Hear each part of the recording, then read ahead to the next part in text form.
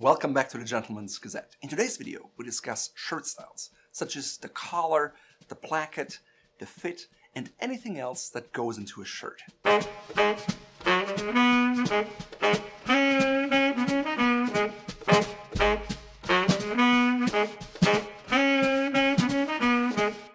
recent popularity of made-to-measure shirts and custom shirts online and offline, you get lots of options. Now that can be a blessing or a curse depending on whether you know what you need or what you don't. First of all, a shirt has to fit properly, and oftentimes you're confronted with different terms such as classic fit, standard fit, slim fit, trim fit, modern fit. So what exactly does that mean? First of all, the shirts that your father or grandfather wore was probably a classic fit. The primary goal of the classic fit is comfort, so you will have more space in the chest, you will have wider sleeves, and overall it's a roomier cut with excess fabric. The idea is that it gives you mobility, but when you tuck in your shirt you'll definitely have some hangover, and it's not the most attractive of styles. For that reason, it's not very popular with modern young men who want a more trim silhouette. In response to that, the so-called slim fit was created. Basically, everything on the shirt is slimmed down.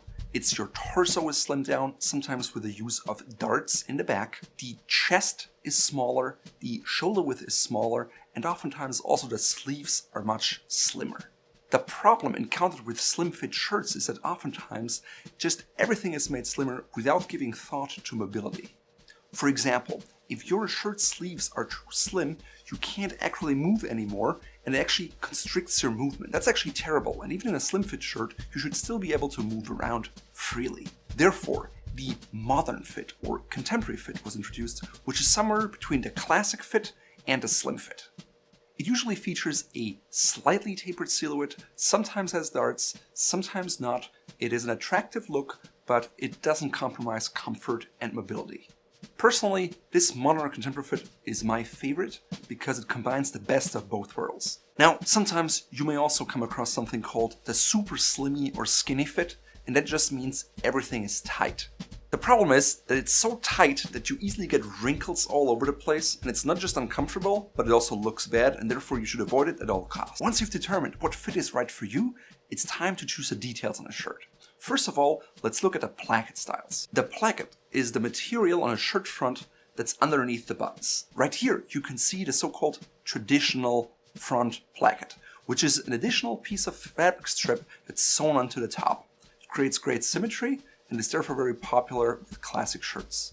It's also called American placket, and it's definitely the most conventional style, so even on less expensive dress shirts, this is probably what you'll encounter, at least in the US. The other very popular placket style is a so-called French placket, which you can see here on a checked shirt.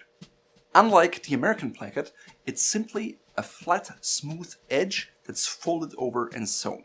Once buttoned, it creates a clean, nice silhouette, and personally, I like it a lot. For summer shirts or popover shirts, you'll often encounter the 3/4 placket, which means the placket doesn't go all the way down, and it's more like a polo shirt, just very deep.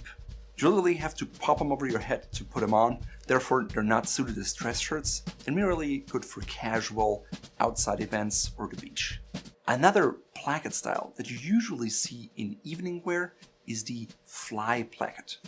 It's called that way because the buttons are hidden with an additional piece of fabric, and personally I don't like it at all. When I wear a tuxedo, I use shirt studs because they're decorative. When I wear dress shirts, I wear a traditional placket or a French placket. Some people, however, like that hidden fly placket.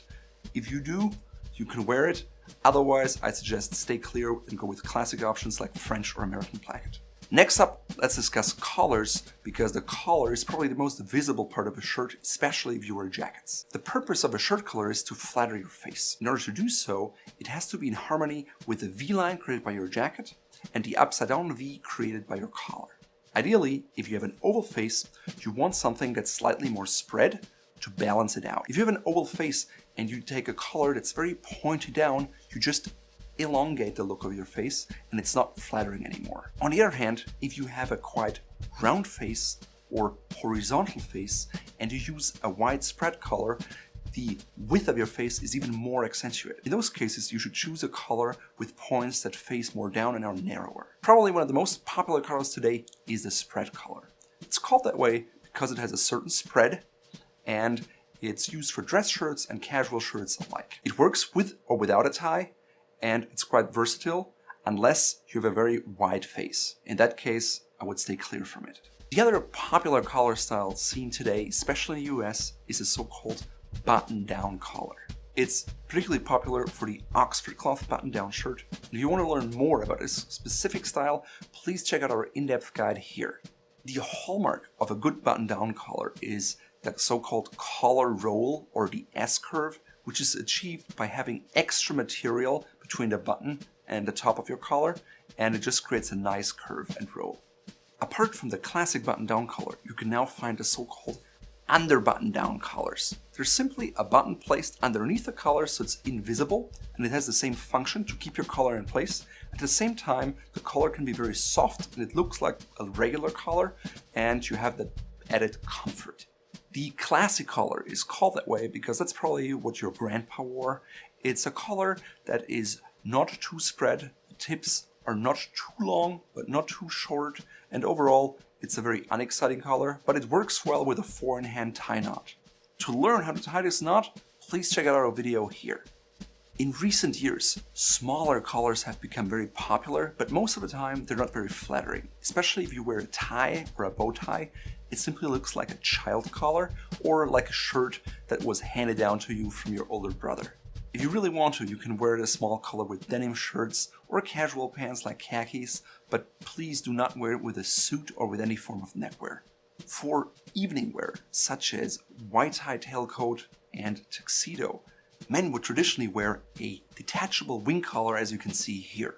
Now, that's a rather stiff collar, and it's hard to find these shirts anymore today because it's a separate piece, and the idea was that you were able to wash it separately, but today most men find it to be a lot more complicated, and there are not even places where you can starch collars anymore the way they used to be starched. As a consequence, shirts with this kind of collar usually come with an attached collar, or most of the time men actually prefer a softer collar with their tuxedo because that's what the Duke of Windsor introduced in the 30s. He was a big opponent of the stiffness in evening wear, and he wanted everything to be soft. Therefore, with the tuxedo today, it's perfectly accurate to wear a turn-down collar shirt in white that is a relatively soft collar, and you don't have to go with those detachable ones.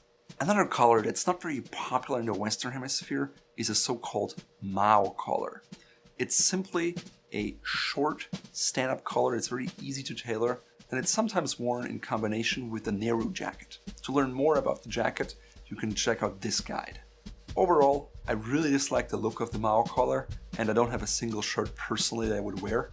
If you like the style, go for it. Another collar I like a lot is a so-called club collar, and it has rounded ends. So you're not going to have a collar tip, but they're just rounded.